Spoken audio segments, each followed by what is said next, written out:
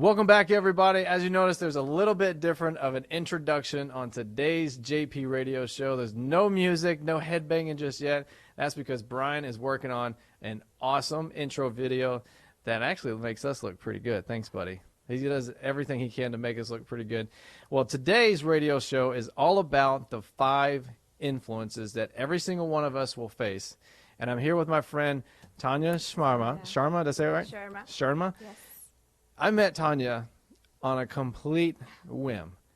I was out looking at different venues in the area for our upcoming live event, and lo and behold, I run into this event coordinator, event planner, this person that is all-knowing event world. That was Taanya. So we started talking about what does JP do? What are we all about? What is Steven Scoggins all about and his team? What do they do? So I gave her the very short, maybe, I don't know, 2-minute version of what went on.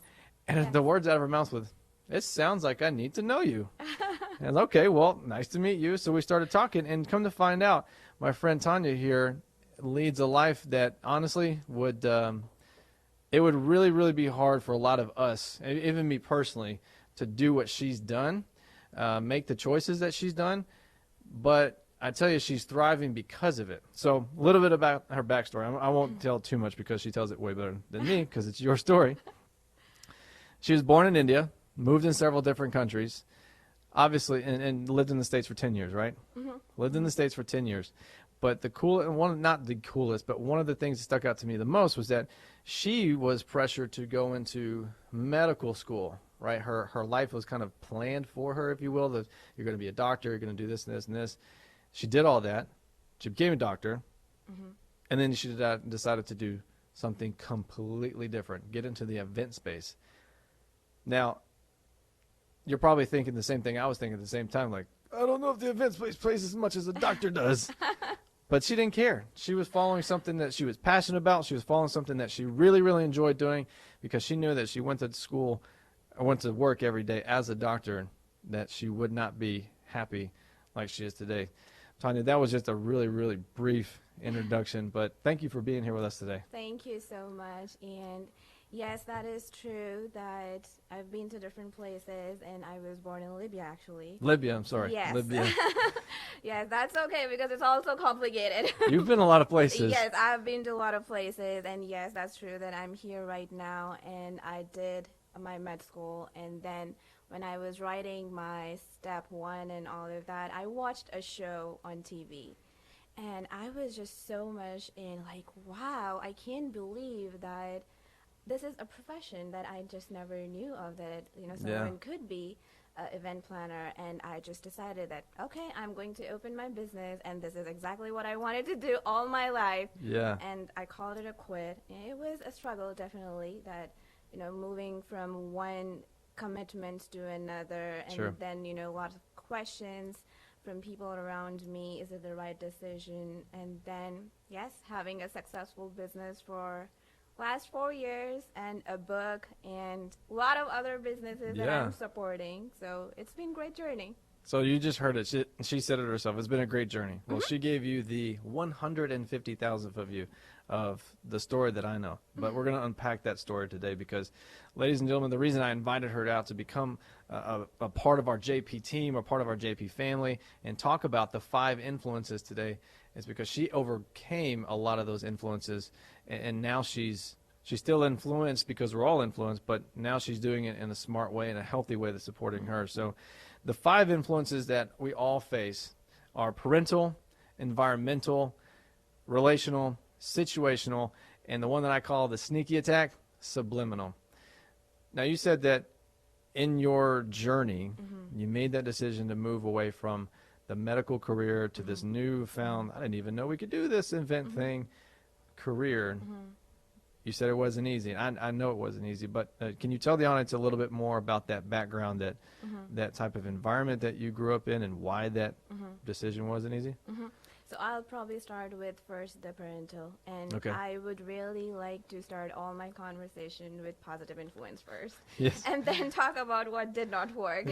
So starting from the positive, that as I told you that I was born in Libya, and my father, like my parents are doctors, and they were serving there in that country, and he was also like a professor there in the university and teach apart from see patients and all of that. Oh, wow. Okay. So that was the first positive influence that, Mhm. my parents made a decision to leave their own comfort zone and go to a different country and serve where it is required. Wow. So since day one, that's a positive influence. Yeah. And I choose to carry that till today. That, okay, if I could be like him, Yeah. and, if I could, think so much about people around me and not be biased based on country, based on religion, based on culture, where you are. His sole purpose was just to serve people around him. And I love if we that. can get that idea really clear, Yeah. no matter where you are, if you see that someone is in help, you just go and do it. That's so And beautiful. it just, you never have to limit yourself. I'm going to serve my own country or my own people only. Right. Or I'm just, be within my religion or be within my neighborhood. So he stepped up Yeah. for something really good, and that's what I carry till date. It taught you it taught you such a good foundational value and core Yes. character. Mm-hmm. I love that. That's so beautiful. We could stop the show right now and that would be enough, because people, honestly, that is one thing that this world needs, especially the United States, True. especially during election season. Thank goodness that is over. But you're right. I mean, no matter where you are, Yes. you can positively impact someone. Mhm. Yes, that is true. And I think that gave me the confidence as well. No matter in which geography or which part of the world I am, if I can make that connect by Yeah. simple communication with the other fellow human being, that's just good enough. Yeah. And not necessarily you have to be, part of their language or culture or religion in Yeah. order to serve them. So now going to how it affected me the other way. The other way. Yes, that now that they have this expectation from me that what they have been doing is definitely a great cause, Yeah. and I just should follow their path. And that's, I think, okay if they're thinking that way. Mm-hmm. But this path of just being a doctor and then serving is kind of that I debated in my head for years and years to come. And why did you debate it? What was Yes, that? because while I was doing, I think initially right in my high school, I just knew that this is not for me. Sure. Because I wanted to definitely help and serve people around me, but probably in a different way. Different fashion. Yes, Yeah. I had just other means in my head going on. Like, I would love to work with children. I would love to work with dogs and cats, as I have told you. Like, Yeah. I have a rescue dog with me. So Yeah. that's where I was kind of heading, rather than actually, carrying out this profession and then serving like this. So initially, I was really vocal about it when I had to make a decision that whether I wanted to go to a med school or not. But Mm-hmm. this was the debate that the end goal is same, that serving, Yeah. without any pretense. But the path that I have to reach that goal, can I just have my own path? Can I just, choose my own version rather than duplicating, someone else's version? So I say yes, but I don't think that's what happened. yes, yes. So that was the initial struggle with me, and it went on to a point that it turned into, societal thoughts and societal attempts, and that further led into lack of confidence and then also attention-seeking behavior. Because why it led to the societal attempts or thoughts was that I was not able to express myself enough. At times, we meet people who are just not able to say no or, push the person or the situation away. And I was in that situation where I couldn't say no. Oh, And wow. I just kept it within myself for years and, trying to adjust around it. Yeah. And one of my, probably the last incidents, I had two things going on in my mind. The first one, I clearly understood that God or the higher power, he wants me here. It's not in my hands. That was going through your mind Yes. before or after? After. Okay, okay, After yeah. the attempt, Yeah. it just, occurred to me Yeah. that I'm still here. Nothing Yeah. happened to me. Yeah. Everything is just fine. So clearly there is someone higher, Yeah. there up there, just, telling me that no. There's still plans. Yes, There's something more that you got to do, and you need to figure it out. And then that led to the other question, that the higher power there is not telling me what that plan is. What does that mean? That means that I have to weave my own plan, because he's not telling me that, hey, Taanya, do this, this is for you. I know that, you're not required with me as if now, but, this is the plan for you. He's not telling me. So who's telling me my plan? I think I need to figure out my own plan. Yeah. That this is my plan. Yeah. And that's when I started working on my own plan to figure out what that is. How old were you when this new plan, you started working on your new plan? How old were you? It was just after I finished my med school. And I had some, gap in my life to think. And I think I was old enough. Like early 20s, mid-20s? Yeah, mid-20s. Okay, so adult. You're an adult at this point. Yeah. Yes. So the entire high school, the entire med school, I was just going with the flow, like what everybody expects out of me. These are my family, my neighborhood, my friends, and this is what is expected out of me. And I was just, pushing myself. Pushing yourself for someone else, but also pushing your true self aside. Yes, that is right. And then finally, when it was just so overwhelming for me, I just sat down and just thought through it. Yeah. Because things are clearly not working. Because I'm still here. I'm not dying. So what am I supposed to do next? Yeah. I have to figure it out, whether I just, keep doing what I'm doing as it expected out of me. Yeah. Or I should just at least experiment with what I can do otherwise. Will I be able to survive? So there the question is, let me experiment. If I fail, I would know that I failed because of me.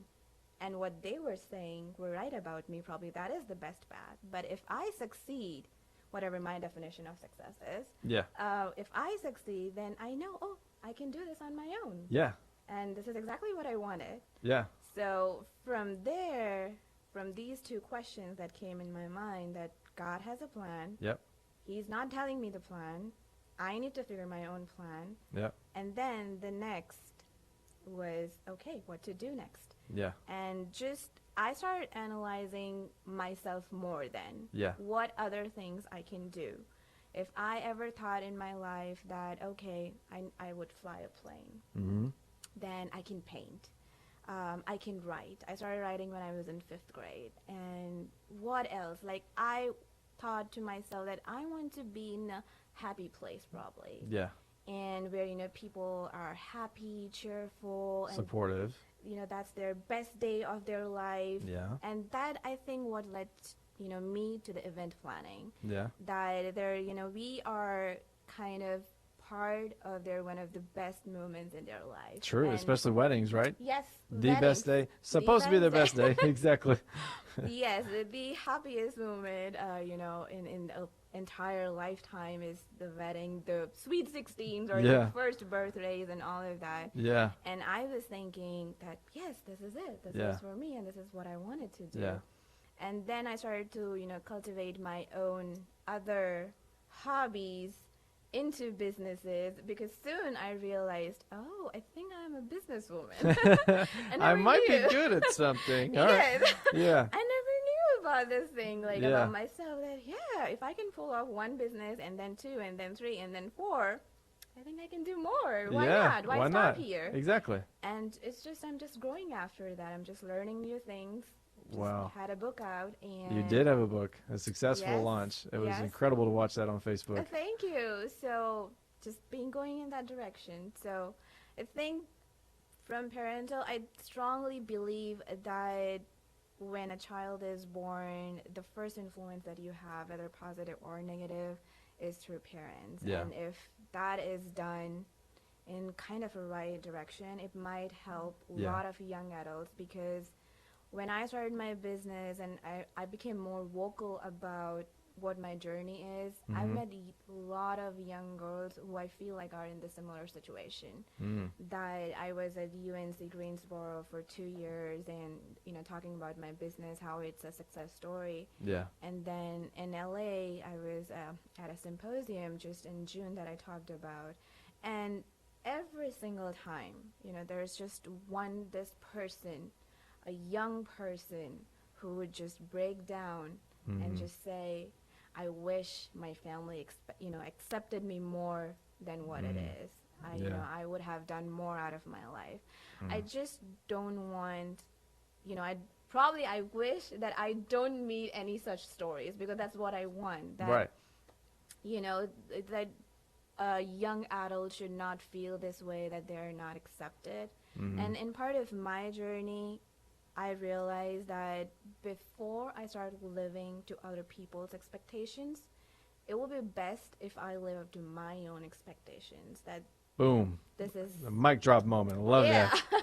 If I can't live what I want, Yes. with myself, Yes. how can I live perfect or deliver 100% Yes. with what others are expecting out of me? It's not possible, because Little known secret, that's not possible. yes, to be 100% other people's expectations. I mean, can I be 100% of me? I don't think so. I can't be, because I'm like a Pandora box. I do so many things. Yeah. The first is like to figure out what I can be best at. Exactly.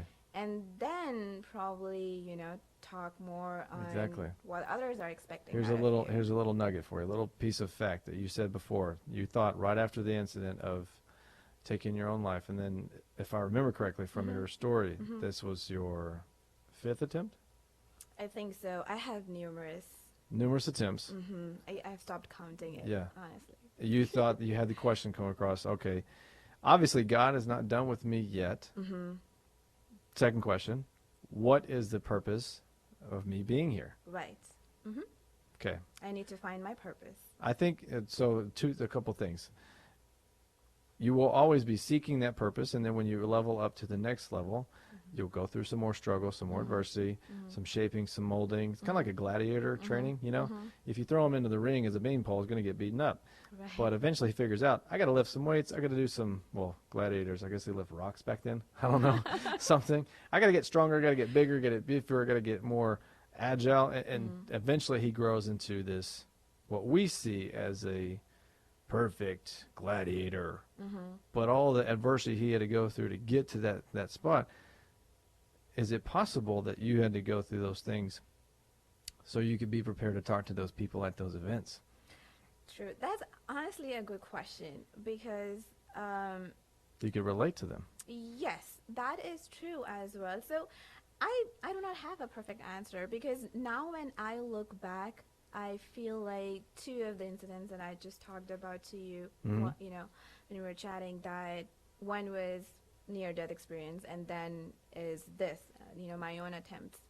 Why do we have to reach to a position like this? Why do we have to get so low? So that's that point. Why do we have to get so far to realize it? Yeah. Why didn't I realize it way before? Probably when I was in high school, or when I was, in college. And when I meet others as well, I feel the same. That why do we reach to that darkest, deepest place to have this realization? Why it doesn't occur way before? From my personal experience, it comes from the exact topics that we're talking about right now. Influences, right? We talk about the 5 types of influences, whether they're positive or negative, right? She shared her story about how her parental influences, that was a very strong influence of go to medical school, serve people this fashion. That really wasn't who she was, and it was a big struggle from her for all of her life. I mean, you told me earlier that your childhood days, you liked to write, but you weren't encouraged to write. You were encouraged to study. You were encouraged to do good in school. So that's an influence, right? That suppression of influence. Same thing goes on the flip side of the coin there. If you have that dark moment and you say that, how come we have to go so far into the dark rabbit hole before we realize, gosh, I need some help. I need a different direction. Same thing can be said about the positive influences of even like relational. So if you had a positive relational influence at that point, maybe a friend, maybe a mentor, maybe someone that just recognized, okay, something's off with Taanya. I need to talk to Taanya. That's where that shift of direction comes into, right? Yes. And the positive side. True. So you talked about your parental influence. That can also bleed into the environmental insurance, right? Influence. Influence, yeah. Your environmental Let's talk about that for a second. So your environmental influence back then compared to now, because that shift, I kind of view you, this is kind of the way I viewed, the best way I described you to my wife, Nikki, is like, you imagine a parking lot, a black asphalt parking lot, and in that parking lot, there's a crack, and then there comes a plant. It's not a weed, it's not a piece of crabgrass, it's a flower that pushed through the environment, the place it was born, place it was grown, pushed through all that to become something different, something new, something exciting. How did your environmental influence from your childhood to your shift to now this plant growing through a parking lot, how did that really shape you into who you are today, especially the author? Okay. I think it has a lot to do with, it's sad to say, but where the country you are in. I definitely say it's sad to say because I know that there are different parts of the world. If I put myself last 4 years of me in different parts of the world, and I question myself that would I have been able to open my business so easy? Yeah. You know, would I, be able to actually, write a book and then publish it? Yeah. The answer to it is probably no. Probably if I look back to my birth country as of today, if I was there, if I was still there, would any of this be possible? Sadly, no. Probably the answer not. is no. Yeah. So I think, the country where you are in, those boundaries, I think that itself shapes a lot of things. Sure. And then definitely comes the parenting and the school that you go, the college and the professors and the neighborhood that you live in. Yeah. All of those things affect eventually. But yes, the borders, yes, it does. I think my story probably would have been 10 different versions if I was in 10 different countries, if I placed myself there then. Yeah. So definitely I feel like environment is like a key thing. Yeah. For I've often thought that sometimes, like, okay, what would Josh be like if I was born in Russia? If I was born in Australia, what would my life be like? And no, I'm not going to do an Australian accent. You're welcome. What would it be like? And honestly, that I catch myself thinking that, and I think, well, that's just for fun. I'm where I'm supposed to be because God placed me here, so I need to bloom where I'm planted. Right. But there's one basic thing. When I was thinking about this influence, I always struggle with one thing. And that could be in any country, any religion, any culture, wherever the humans are existing. It could be anywhere. Okay. That's the basic difference between a girl child and a boy. A girl child and a boy, okay. Yes, I have seen this everywhere. I know that you have a son. Yes. So here we go. See, like when he was born, what would you think, like what would you imagine it to be? Like he would grow up and probably play football, soccer, or basketball or things like that. Yeah. Or eat things off the ground, which he does. How many of us would actually think, oh, he's going to be a chef?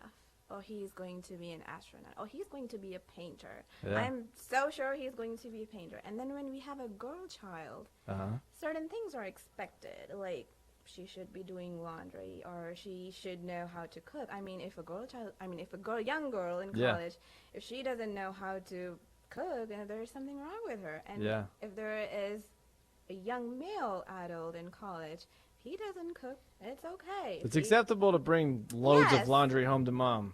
Exactly. You're on a point. You're on a good point here. Yes, I've observed a lot of such small things. I was at a dry cleaning place, and a mom comes in, and he gets a big, quilt and comforter and all of that, and she just drops, and oh my God, my son, he didn't clean it for 6 months, so I'm like, what if it was a girl? Yeah. How many times have I seen a mom coming in and saying, oh, my girl didn't clean it for 6 months, I'm dropping it off, on behalf of her. And that never happens. You're right. I think that is a little bit of how people are raised in their environment, because it's universal. This concept is like universal. Of the same thing, and ladies are kind of expected to know how to cook, know how to do these things. Right. I was actually in a conversation with my wife earlier, and she was like, "Yeah, it just comes naturally to your mom that to cook, and this, that, and the other." So, yeah, you're right. I mean, it is all about the environment that we're raised in, and just because I'm raised, say I was born in Tennessee. You see this and you observe this from people that were raised in different parts of even the U.S. that have the same thing. So the environmental influence of, like you said, it's not just the people in your house that you're raised with. It's the neighbors, it's the churches, the schools, the soccer teams. It's those environmental things that really shape you, right? So I don't know. I mean, I have met a few key individuals who like refuse to be like that stereotypical guy, stereotypical woman, and I think that it comes from knowing them and their story. I think it just comes from being rebellious, like it was so suppressed on them. Like the young lady I'm thinking about, she was so expected to be the Stepford housewife that when away from the Stepford housewife environmental influence, she rebelled the other direction, right? As a way to kind of get back. That's a good point. That's a good point. So your environment that you grew up in was a good environment. Your family did great things for other people. They were doctors, Doctors Without Borders, right? Yes. Phenomenal organization with phenomenal people doing great things in the world. I just wish we had a lot more people with that big a heart. But you changed your environment. You moved away. Why did you move away? Why did you say pack your bags and off on your own voyage? Why did you do that? I think a lot of those decisions, if I look back, it was actually made by my parents, but I can probably reflect to the thoughts what most of the immigrants would have, and just combine and sum up their thoughts, because I would probably not be the true representation of it. But what I would say is that just so that the environment in different parts of the world is just so suppressed, and they're not given the right opportunity to bloom or to show their maximum capacity, capabilities, or abilities that they have within them, they just tend to realize that, okay, this is a negative influence for me. That's exactly what we were talking about. And I can grow more if I am in a different part of the world. And, that's why they have been, traveling to different places and even come here in the United States, just so to see the change, live the American dream. That's all we dream about, just live that dream. And what that living that dream is, actually just being the best of you, what you can be. I think it just comes down to that. See, that's so beautiful that you would describe it that way. That's really what is. I think. That really is a beautiful way to think about it. I Yes. agree with you 100%. But if you ask someone else, like, what do you think the American dream is? You ask an American what they think the American dream is. You will get a lot of different answers. I'm not going to stereotype all Americans into one thing, but you will get a lot of answers. Some of those could be, the American dream is to own my own business, have the freedom to do what I want, when I want, be my own boss, have a house on a hill, white picket fence, a dog. I've heard that. Which they don't even have white picket fences anymore. Those are kind of silly. Just hop right over those things. But that's like the old school way of thinking of the American dream. You just described it differently. Yes. You described it the way that we're trying to implement in people through the JP radio show, through the online stuff. Is your American dream lies in here. Yes, in your heart. It is your best version of yourself. Exactly. That's what I truly believe in. Because if you got the house on the hill, the dog, the white picket fence, the beautiful family, but you're still unhappy, you're still unsatisfied, like you there's a big gaping hole, that dream don't look nice and pleasant. True. That's a great way to look at it. True. And you also mentioned in your story about your situational stuff. So you moved around. You moved to America, and your situation obviously changes, right? You told me this one time, and you said that your environment is an influence. Yes, your situation is an influence. However, they're not the reason you are who you are. You have the power to change that, right? Yes, true. So during this last 4 years, what I realized is I made a thumb rule for myself that I have to surround myself with 5 positive influences, be it in a form of person, be it a thing, be it music, be it books, or whatever it is. Yeah. Because I was constantly, I think for a human, I feel like it's just so easy to get influenced by a negative influence Unfortunately, it is. than a Yeah. positive. I Yeah. think the positive takes a lot more time. It's Yeah. just, Yeah. say, just for an example, like if you are in a relation, you have a wife or somebody is Yep. in a relation, and if the better half just says one odd bad thing, it's just in your mind forever. It takes a lot for the other person to do Yeah. to turn that into something positive, but Yeah. still, it might not. Yeah. It, something might trigger, and Yeah. she would go back right away. You did that. Yeah. Wait, what? Yeah. I don't even remember saying that. Yes. Yeah. So I feel like the negative influence in our life are just so easy to come and overpower you, Yeah. and whereas the positive, you need a lot of effort. It is a lot of effort. And Yeah. to keep it within your life and constantly get inspired. So Yep. I made this conscious decision and effort to make sure that every single day there has to be 5 things that are constantly inspiring me in some way or the other. Okay. But there's a trick here. Okay. So I came up with this scenario, and I thought I will talk to you about. Say there's a bakery. Okay. Okay. Your I'm favorite horrible bakery. at riddles. Please don't give me a riddle. Horrible at it. No, it's not that tough. Okay. There is a bakery, and you have like a cupcake, which is your favorite flavor. It's cup and it's cake. Yes. And your favorite flavor, maybe vanilla or something that you really, really like. Okay. One day what happens is they say, we don't make that anymore. Okay. What would you do? What would be the best possible solution So- your mind can think of? Right off the top of my head, if I did not like any other flavor, and that was like that was my staple, that was my thing, and now you take my thing away, you take it, you just put a gap in my life. I'm gonna go find somewhere else. Exactly, that's what we do. So when we are, feeding our body with alternatives, so this cupcake is gone. So now I'm thinking, what's the best matching flavor that I can have? Okay. Okay, and then I look for that. I ask for that. Yeah. And if it is still not available, probably I'll go to a different store and find it. Yeah. What if this bakery is like shut down one fine day? I would still do the same. Yeah. I would probably seek another bakery Yeah. and try to replace it. Yeah. There's another situation where I've been eating this cupcake for years and years and years. Now I feel like I need to move on. I should try different things. Maybe there's something else that is better than this, and I'm not, indulging myself into it. Yeah. So so when we can do this to our body and to our taste bud, why cannot we implement the very same simple logic to our mind on daily basis? We are doing this with food. Yeah. Of course. What we eat on Yeah. a daily basis. We can't eat the same thing over and over every single day. Yeah. And then at times we are just deprived of our favorite foods because of some reason Yeah. it's not being made anymore. Oh yeah. There Yeah. are so many candies that were there when we were child. That's but not now there it's- anymore. Yes, Yeah. You're but right. we just replaced them. You're right.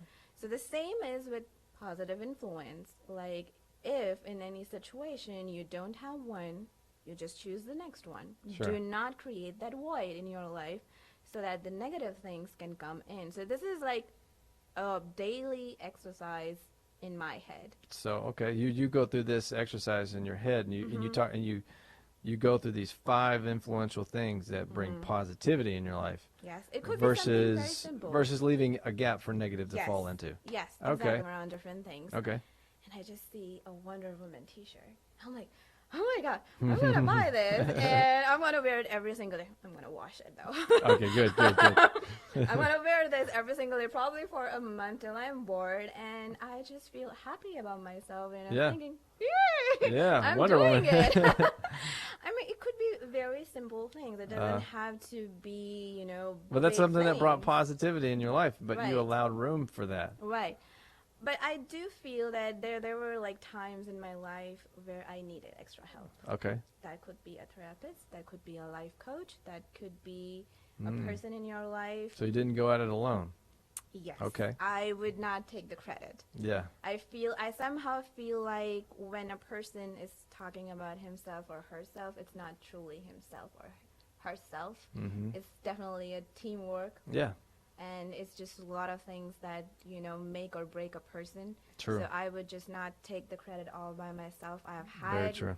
positive influences through some people. Yeah. And I would love to give, some credit, Yeah. a lot of credit to them as well, that I required just a direction. Uh-huh. But I see and meet people probably who require much more than that. Yeah. And it is completely okay to ask for help and, just I love say, Yeah. this is, what is needed, and I'm confused. And I love I'm that. sure that there are people who would love to help and Yeah. listen and, point in the right direction as it is required. Yeah, it's something that we forget about a lot. But everything that what happens around us happens to us. The people that we meet, they're all influential. I mean, we're influencing people right now on Facebook. Yep. Christina loves everything you're saying. By the way, like Thank you. you're influencing Christina. She is just blowing it up. Thank you, Christina, for sharing this stuff. You're influencing people right now that you have never met, and because the words you're saying, our conversation that's going on, they will then go influence someone else because they've learned something today that they can apply. Like I learned that my situation is up to me, and I can make room for positivity, or I can leave that gap there, and negativity can come in there. Come in. Right? And yes. That's probably why it's so easy to get upset when you're in the car and someone cuts you off in traffic, or traffic hits up and now, I-40 for us out here in North Carolina becomes a parking lot. That's probably why we get so upset, is because in that moment we're reactive instead of, if I was doing one of those 5 things, like you said music was one of them, if I was listening to good, positive music, now I got a chance to put my car in park and have a little jam session, have some fun. I always We do call it the that. car dance-off, which if you come to our next live event, you're going to love the car dance-off. But you're right. I mean, we don't give ourselves enough grace or opportunity to be positive. And that's a really good takeaway. Every single day, make sure that you are seeking out positive things to fill those gaps, Right. so the negative doesn't have room to get in there. Right. That's really right, good. I love right. that. And it's just not that you just sit and somebody would Yeah. actually influence you. The way we are feeding our body with Yeah. food, with good food, even it takes we have to put the food in our mouth, chew Yeah. it, and Yeah. then it goes inside. So Yeah. it's an effort that we make. That's so a it's- perfect segue. Yes, so is the mind. Yeah. Like, it would just not come on its own. You have to hand pick Yes.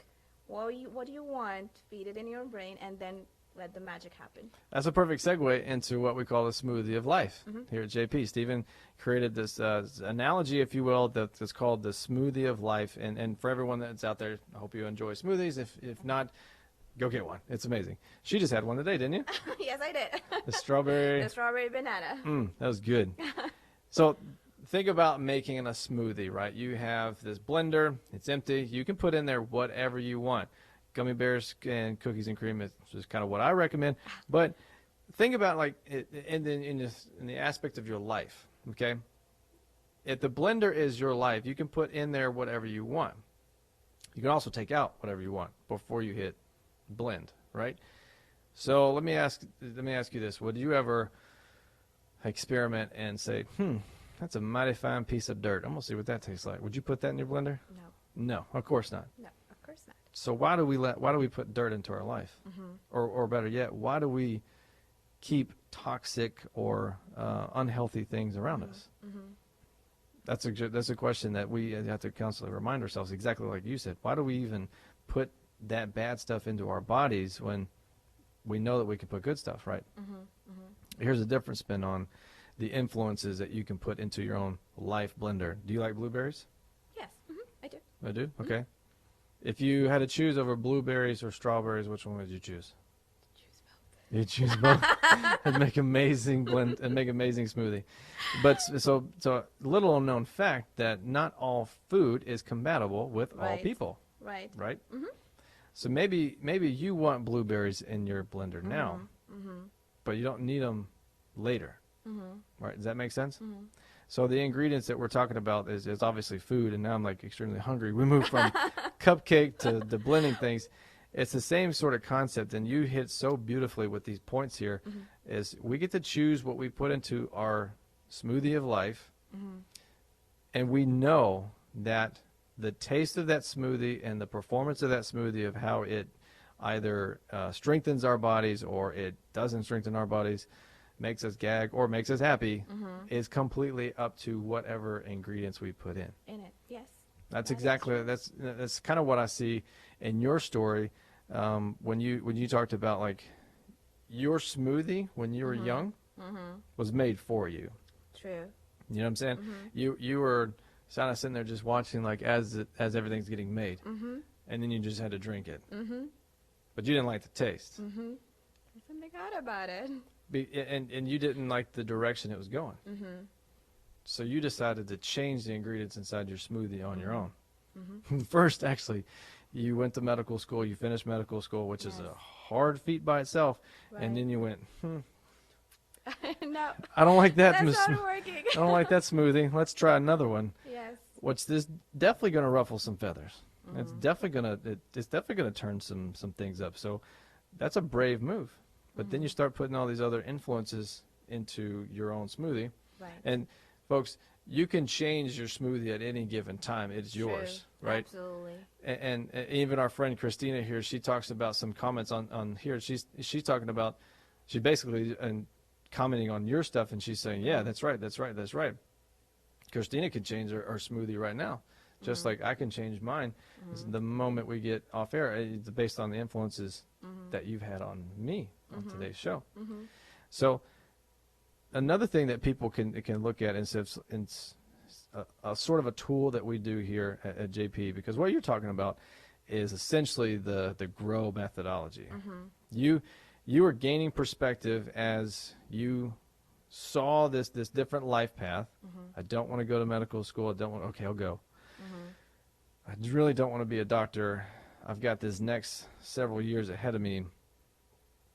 I need to make a decision now, otherwise I'm stuck in this. Does that sound kind of familiar? Yes, exactly. That was the turning point where I had to, do I want to continue what I'm doing, or do I want to experiment with a new smoothie and just see how it goes? Maybe that's exactly what I wanted all my life. So you gained a different perspective by that. By you sort of changed your perspective.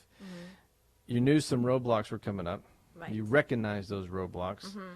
I know this from your story, but you sort of sat down and factually thought about what's my next step, what's my next plan. You know, did you organize a plan to become an event planner? Yes. So I definitely had a plan. So the first thing I started doing was that I need to know myself better. Yeah. In order to make the full version of me. Yeah. Till that point, I was just doing what was told. Like, you know, this is what is expected. I was constantly doing that. So till the age of probably 23, 24, I just had no idea what am I good at. Yeah. And the age of 24, I'm trying to figure out what all things I can do. And then when I looked back, okay, what was the first thing I ever thought of doing in my life, no matter how small it was? Did I ever write a poem? Did I paint anything? Did I, have some hobbies or think of doing something? So I watched a TV show, and I always thought, I want to be in Air Force. Like, I want to be a fighter pilot. And I was just, for 1 year, I was just, running around the house thinking that that's all I wanted to be. The next year, I watched, like, a female who eventually became a governor. So I was like, if she can do it, I can do it too. So in my 6th grade, I'm just all thinking that I want to be that woman. And my parents would be like, oh my God, every single year she's like Something a total different. new version of her. And it just went on. And I was like really thinking hard through this. Yeah. Because, some people would analyze, at times they have come up with the word like fickle-minded or commitment issues, or, I'm not staying at one place and I'm just jumping around here and there. And then I thought to myself, is it really true that am I a fickle-minded person?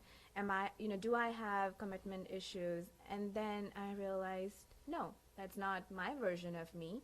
My version of me is that I can learn skills at a very fast pace. I have Yeah. a good memory. I'm a skilled person. Yeah. So when I'm done with one skill, probably writing a book, I'm on to another. I'm learning a piano simultaneously. I'm on to a guitar. I'm Yeah. trying to make a movie out of my book. I have 4 different business, sold off 4, on to the next 4. That's what I'm doing, and this is what I'm good at Yeah. because I move fast. I'm aggressive with marketing, Exactly. making business plans, and networking and everything. So this is my version that I feel like I'm skilled enough to do all those things, and not that, you know, Yeah. the other versions that I hear about me. I love this about your story and who you are because it literally just emulates of like the thing that people really, really want to do the most is what they're good at.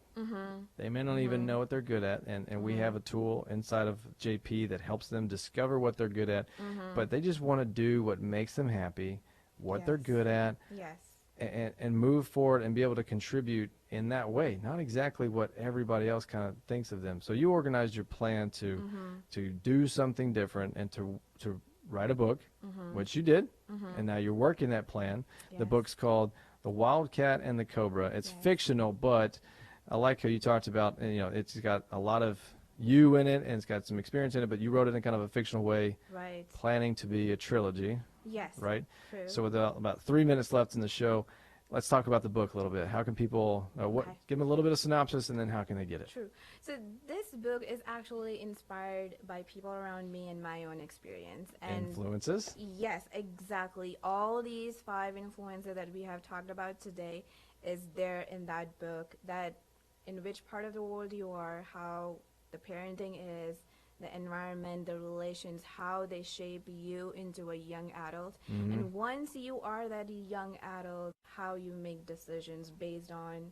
the influences. Wow. And then the actual fiction part is where the 4 different characters who shaped up into different people based on their past, when put into a room in a similar situation, they all react differently. They keep reacting. It's a chain of reaction. It's all different, and it's all based on who they are and who they were growing up. So it completely talks about all of these topics, and it's my own personal experience when I'm, you know, traveling around the Yeah. world and meeting different people, and I've just put that in a book. Yeah, That's about it. that's the first one. Yes, that's the first one. More to come. More to come. You got 2 more coming. So how can they get their hands on that first version of Wildcat and Cobra? It's available on my website. It is there on Amazon. The website is www.tanyasharma.com. It's available for free download for this month. This month only? Yes, this month So they only. have, what is it, a few more days? Yes, Well, it's about the 15 middle of the more month. days Okay. or 20 more days, and you know you can download it and read through it. And I'm sure after this session that we had just here, Yeah. they'll be able to relate to all these topics Yeah. much more and think about it and do some introspection Absolutely. of what needs to be changed. Absolutely. Well, folks, I encourage you to go out there and get that book, because if she wrapped up inside of cover to cover just half of what she talked about, this thing is incredible. I know more of her story and how things really shaped out and influenced her, but I really encourage you to get out there, to go to www.Taanya, T-A-A, that's 2 A's, N-Y-A, Sarma, S-A-R-M-A, TAANYASARMA.com, and download your free copy of it. I mean, that's super generous right now to just come out of the gate and give that away, because it's kind of fun to read a fictional way to understand how powerful your influences are.